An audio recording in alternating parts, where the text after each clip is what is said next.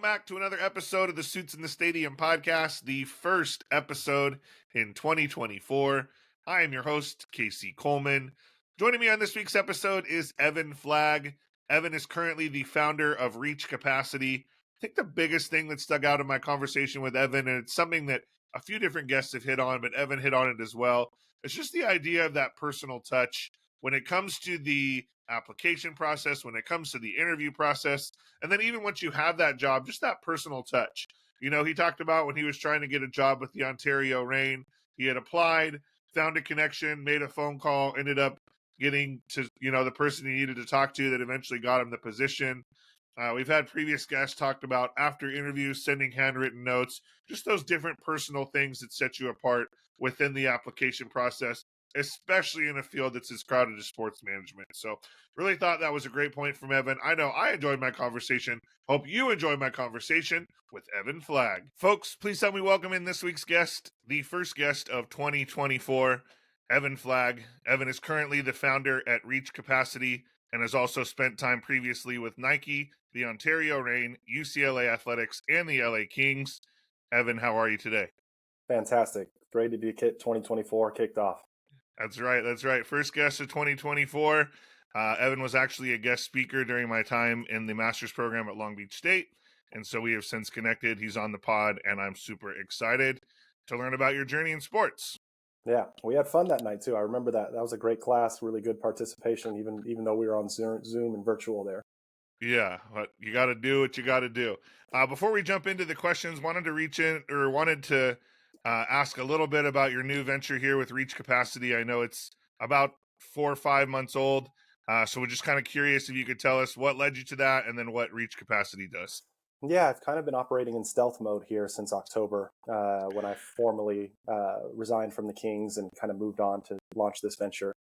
And really, it comes back to a program we incubated there at the Kings during the last 4 seasons. Really, we had, unfortunately, a team that was in a full-blown rebuild.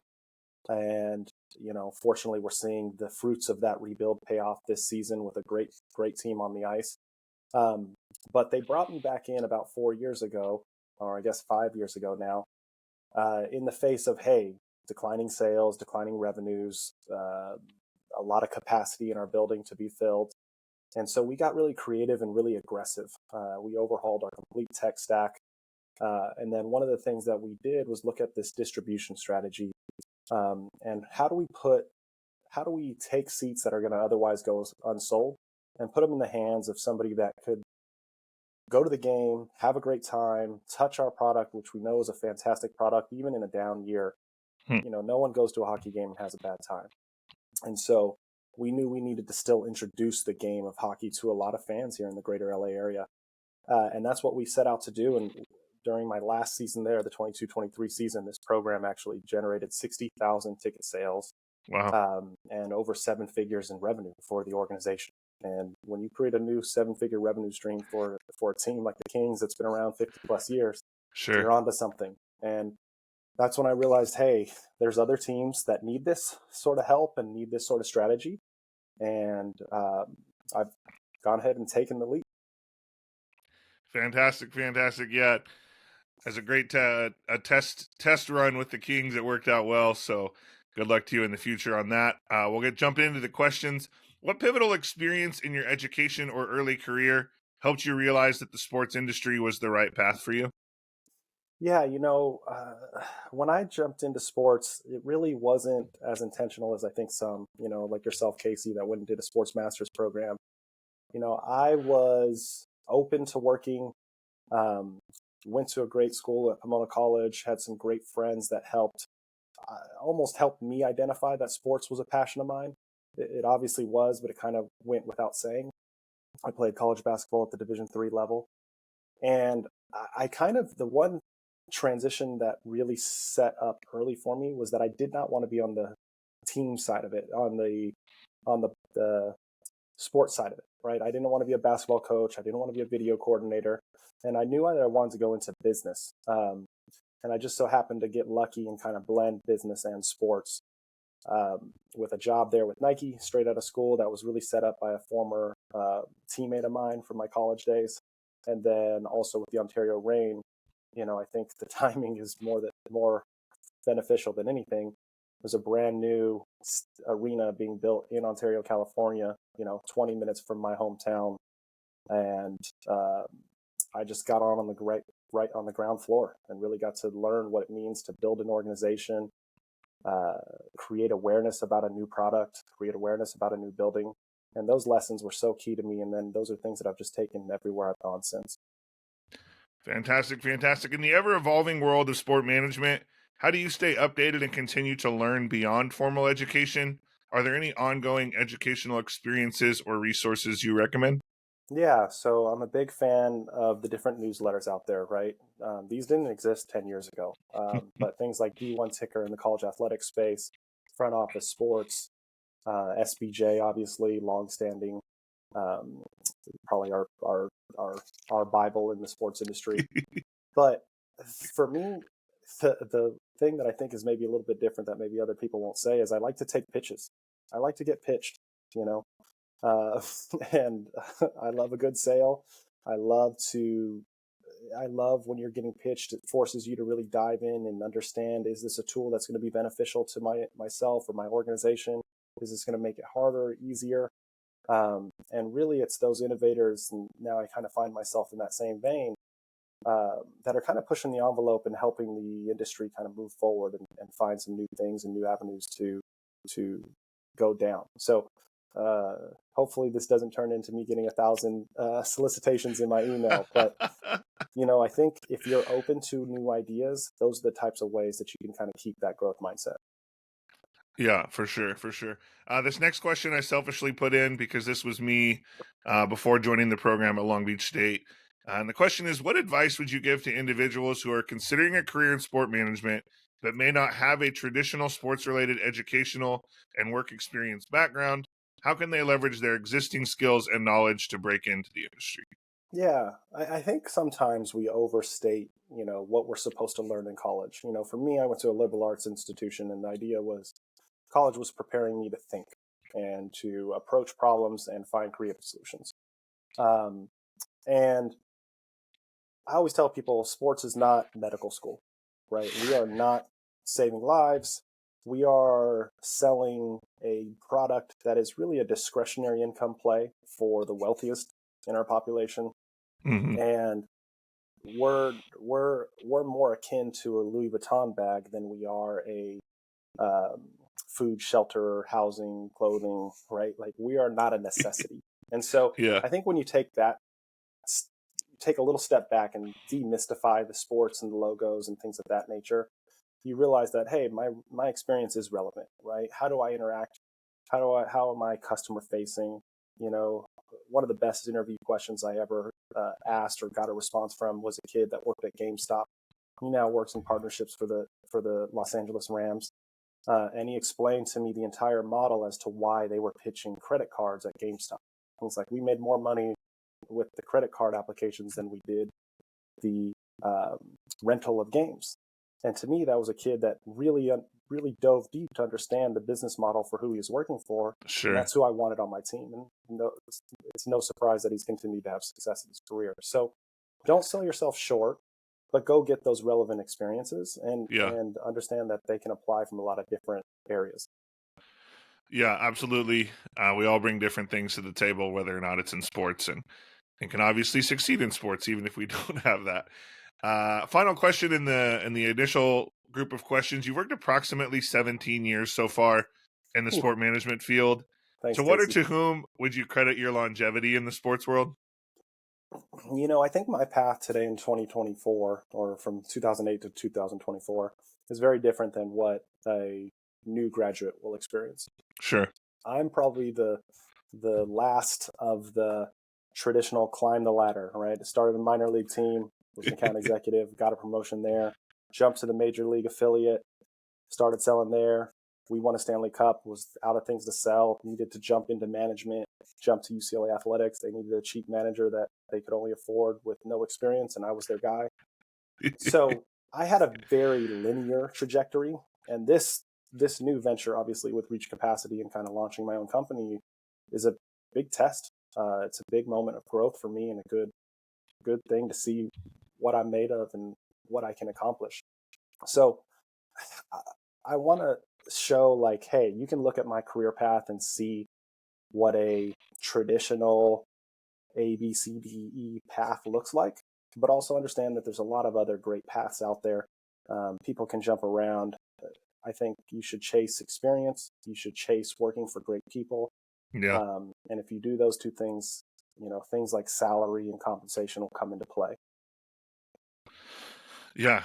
Again, great thoughts there. Moving forward to our advice and insights portion of the conversation, what are the key skills or qualities that you believe aspiring sport management professionals should focus on developing to stand out in a very, and I say very, competitive job market? Yeah, I mean, these are brands that everyone wants to work for. Yeah. The fact, even myself having left the Kings in October, these last 2-3 months, I've now kind of been on my own. And even just the credibility that I need to assert myself with when talking with a client or a prospective client, it's eye-opening, right? I don't have the LA Kings to rest on or UCLA Athletics to rest on. Yeah. I can say, hey, I'm an ex and a former employee of these great organizations. Sure. So you want to understand that you are working for a brand or an organization that a lot of people want to work for. And your ultimate skill is what you bring to that brand, right? Saying things like, I want to work in sports, or I'm a big Angels fan or Lakers fan, that doesn't separate you from anybody in the applicant pool. Sure. In fact, I'd rather you not. I'd rather you say, hey, what really motivates me and drives me isn't the Super Bowl, but what the secondary market does during the Super Bowl, right? Yeah. And those are the types of intellectual curiosity aspects that I look for when I'm talking to a candidate. Are they talking about the business, or are they just talking about the players on the field? Yeah, I definitely remember, again, going back to you being a guest speaker in our class, you talked about that and how, you don't care. At the time you were with the Kings, obviously, and, you don't care that a candidate comes in that maybe you're interviewing that's a big Kings fan, but it's obviously more than their fandom that's going to get them in the door. Totally. So I think And it's great fandom's not insight. going to motivate you to sell, or generate Sure. revenue or make a contribution. In fact, fandom can be a big hindrance because your livelihood will now be tied to this team's performance, for better or worse. So if we go, and inevitably is going to happen, lose a big game, how are you going to respond that next morning when you're in the office? And got to keep selling. And you got to keep selling, and you got to put a Yeah. positive face. It's like, man, I can't believe Trevor Lewis missed that open net. We could have been in the Western Conference Finals, but instead we're now fishing. But still have hope. Sure. The sports industry is known for its high pressure moments. How do you personally maintain composure and make strategic decisions during intense situations? Yeah, I think COVID was a real eye opener for us in that. Sure. The sports industry is very cyclical. Is very, in NHL we start the season in October. We're done anywhere from April to June based on the playoff run. We're launching our new season sales campaign in January. We're launching deposits in the summer for groups. We're building our business, and there's these key stakeholders, or key signposts along the path. So COVID kind of came in and just said, hey, I think there's that cliche saying, if you want to make God smile, make a plan, right? And we were sitting here trying to make plans in an ever-changing and evolving situation. And so what I kind of learned in that process was, hey, trust the foundation that you've built your team on and built your systems on, and understand that some of those systems can actually absorb some of that pressure. You don't Sure. need to be flawless in your strategy. You just need to keep executing. And so what I learned through COVID was like, hey, pick the 3 things that you want to accomplish today and get those 3 things accomplished. Yeah. Does that mean when the opening night is going to be next year, or when we can welcome fans, or when we'll have full capacity crowds, or when we'll relax mask mandates and those things? No. But can we accomplish 3 things and open up our gates and accommodate whatever it is we're able to accommodate at this juncture? And so, it is high pressure. It is high stakes. Anytime you're dealing with live, anything can go wrong and will go wrong. Sure. But you just have to be prepared to meet those challenges, learn from them, and then hopefully create some systems that will allow you to react to them even quicker and more efficiently in the future. Yeah, having those things in place. I've had a few different guests that have talked about that, about if you have the systems in place, if you have the people in place to absorb those things, they're maybe not as detrimental because Yeah, you plan for them ahead. and understand that adversity only builds strength, right? Like Sure. as my team gets to go through those moments, they're going to be better equipped for them when they present themselves again. Yeah, absolutely. We mentioned a little bit earlier you're at about 15 plus years in the sports world so far. Curious if you had any mentors along your journey that you've leaned on when you needed to, and how they most helped you along the way. A ton. I'm not one that shies away from asking for help. Um, particularly in this last year, I had some personal challenges. I was going through a divorce, um, and kind of navigating that, as well as trying to keep it together professionally. And fortunately, I can say I had my best year of my career in the face of that, and it was because I worked for great people. So Sure. my first mentor, I'd go back to James Collins at the Ontario Reign, somebody I got to work with and share an office with later in my career. Michael Aria, he was my first sales trainer back in Ontario with the Reign. Now that I've launched my new venture, I lean on him heavily because he's actually gone through that entrepreneurial journey.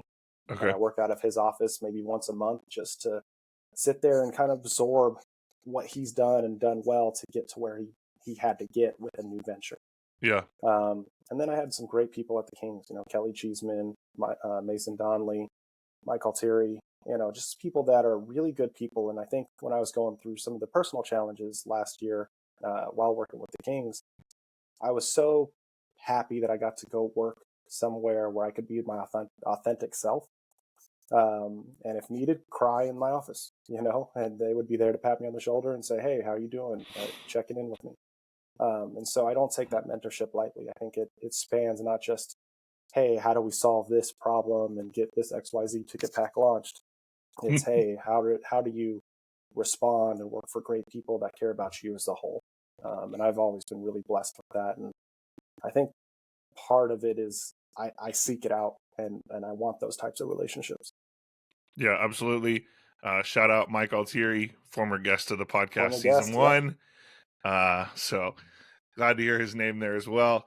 Next question, another big term that's used in the sports, not just in the sports space, but I feel like I've heard it a million times in the last year and a half. The idea of networking and just how crucial it is in this industry. How can individuals new to the field effectively build a strong network in the sport management sector? Yeah, it's network and follow up, right? And so I went to the UCLA Stanford men's basketball game last night. I went Okay. to this UCLA USC women's basketball game on Wednesday, and I went to the Rose Bowl on January 1st.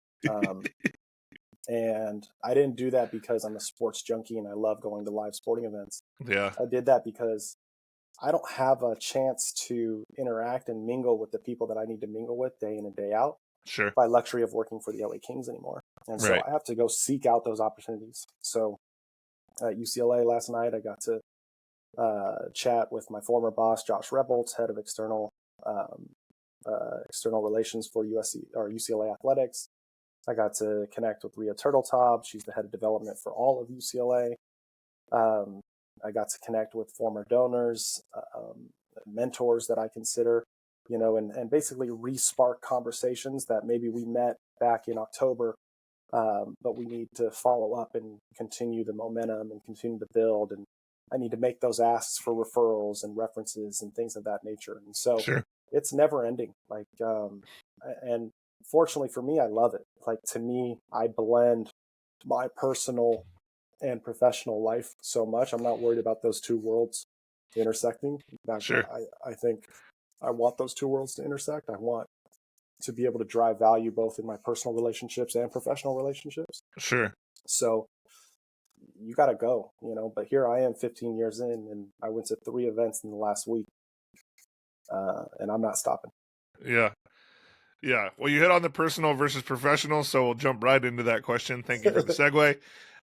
What is the key to maintaining a good work-life balance? How do you not get overwhelmed with your career and still make time for family and friends and things you enjoy doing outside of work? Yeah, I think this is twofold. I think there's a couple of key times and stages in your career. And I had a rep of mine in with the Kings, and I remember he kind of came and asked me this question, and I asked him, "Okay, great. Do you have a girlfriend?" He's like, "No." I was like, "Great. Do you have any kids?" He's like, "No." I was like, "Then just lean into your career, bud. Like, like what we're going to do and what we're going to accomplish this year is really special. Trust me, and just give me everything you got." And I think that advice would be very different if he was 5 or 6 years older and starting a family and had a Sure. newborn at the house. And Sure. I look at my family, and I had a son at 28. He's 11 years old now, and I remember those 2 years when he was a baby. Were extremely challenging. I was going to work. My wife at the time was staying home with him, and then she kind of turned around and went to work, and then I kind of took a bigger role at home. And so, just understanding that the ebbs and flows, and then also don't be a bystander. Be intentional about those choices, right? You can't just let things happen to you. You actually need to make the most of it and be intentional about the choices you're doing, and that way you know why you're making those sacrifices and when you're making those sacrifices, versus just kind of doing it because that's where the momentum's taking you. But yeah, there's some really good advice. I think, for your listeners, go read Sheryl Sandberg's Lean In. That was a really big input. I think for us that want to chase greatness and chase really making an impact in our industry, you're not going to always have balance, so you better love what you do and love that you get to, like I just made a joke about networking and going to 3 events, making it sound like that was miserable. I had fun at all 3 of those events. Yeah. I had a blast. One of them ended in overtime, Right. so it's hard to kind of win the oppression Olympics when you work in sports, right? Sure. And so kind of just understanding and being grateful for that as well. Like what we do is fun, and what we do is things that most people wish they had the opportunity to do. Yeah. You didn't have to go to those 3 events. I You did not. chose I chose to. I chose to. Absolutely. And it just happened that you networked at the same time. Final question in the advice portion. Again, we've hit a few times on just how competitive it is to break into this field. I am going through that right now myself. Curious, any tips, tricks, or insights that people can use to set themselves apart in such a crowded occupation? Yeah, I'd say don't rely on just submitting your resume, right? I was really lucky when I started with the Ontario Reign. I had told somebody that I was looking to work at that arena or for the Reign, and it happened to be my best friend's father, who owned a financial planning company in that same kind of office park. And he's like, "Oh, I know somebody there. Let me connect you." And that somebody was Eric Blaisdell, who was trying to sell him season tickets. And so poor Eric got a return phone call from me, who had no interest or even ability to buy season tickets, but asking for a job. Yeah. And fortunately for me in my career, Eric was kind enough to say, "Hey, we are looking to expand our sales team. Let me put you in touch with our director." And so even though I had applied for that role, I had then made a personal contact with somebody in the org, who then pushed my resume forward. And when you show that sort of interest and desire, you really are separating yourself from the pack, Yeah. and creating a little bit more luck for yourself, right? And luck, we think luck is just static. It's not. We can actually create luck by virtue of who we are, where we are, who we network with, what we're attending, what we're doing, Yeah. and kind of create some of that luck for ourselves. Yeah. I think that personal touch is so important. Again, I've had a few different guests hit on it, whether it's pre-application, whether it's post-interview, following up, handwritten note, whatever that different thing may look like, just really applying that personal touch and taking that extra step is super important. Totally. And if you're going to write that handwritten note, you better write it fast and get it there ASAP. Overnight it. Yep. Bringing it home, final few questions. What is the most heartwarming or memorable sports moment you witnessed or experienced? Maybe something we as the casual fan would never see on TV, but you had the chance to witness or experience? Wow. There's a lot of them. Personally, it was the Western Conference Finals. Okay. My father's a big sports guy, and he's where my love of sports really originated. And so we had moved into the Amex Lounge at Crypto.com Arena Staples Center at the time, and we were clinching and moving on to the Stanley Cup Finals. And he and I were getting to just stand there, overlooking the ice, "Go Kings Go," being chanted throughout the whole arena. And being able to share that moment with him was super, super special, because for me, I had seen enough of it, and frankly, I hadn't made a Stanley Cup run, so it was special for me too. Yeah. But seeing it through his eyes, Yeah. really made me cry in the moment and kind of pull it all together. And, it kind of helps you get out of yourself, right? So often we're chasing things just from ourselves. But what really makes us happy is when we're able to share those moments with the people we love. And that was just a super cool moment for me. Yeah, love that. Love that. If Evan could switch roles with any athlete for one day, who would it be and why? I mean, it's got to be Shohei now. He's living a good life. For the next 20 years at least. I'd say, let's see. I played basketball, so as a 6'2" white guy, Division III, no athleticism. I'd say let me go be like a Ja Morant for a day and just Okay. feel what it's like to actually jump and not immediately fall. Yeah. Like I want to taste what athleticism really feels like. Yeah. Just to be able to hone your body in a way where you have full body control and you can float and levitate and do things that ordinary people can't. I think that's always what kind of gets me when you watch these professional athletes is they're athletic across all bounds. Sure. Playing golf with Anze Kopitar once, the guy hit the ball a mile, and he doesn't get to play that often. Right. I think we sometimes forget just how athletic and how special these men and women are at their craft. Yeah, for sure. If you could choose one song to play every time you walked into a room, what would you choose and why? So to use the sports term, what is your walk-up song? Oh, this is hard, Casey. I'm the guy that gets accused of like every song's my favorite. All right. We'll give you a playlist then, maybe. Yeah. I did use Peru by Fireboy. It's a new album. I'm really into the Afro beats right now, and I think that would be a good walk-up song, kind of bring in a diverse crowd and everybody can vibe to it and kind of set the scene as I go up there to, hit a double into the gap. Oh, there you go. He's calling his shot already, too. I love it. Evan, thank you so much for taking some time just to jump on the podcast, share about your journey, share some insights. Again, good luck in your new venture, and thanks again for being on the podcast. Awesome, Casey. Appreciate the opportunity, and yeah, to all the listeners, keep fighting, keep hustling, and keep going, bud. Thank you for watching another episode of the Suits in the Stadium podcast. You can still find the audio version of our podcast wherever you get your podcast, including Spotify, Apple Music, Google Podcast, iHeartRadio, and many more. New this season, you can find the video version of our podcast on our YouTube channel. Please make sure, if you haven't already, to follow us across social media platforms, including LinkedIn, Instagram, Twitter, and TikTok. We release new episodes every Monday, so make sure you subscribe so you never miss a single episode. Thanks so much, and we'll see you in the next one.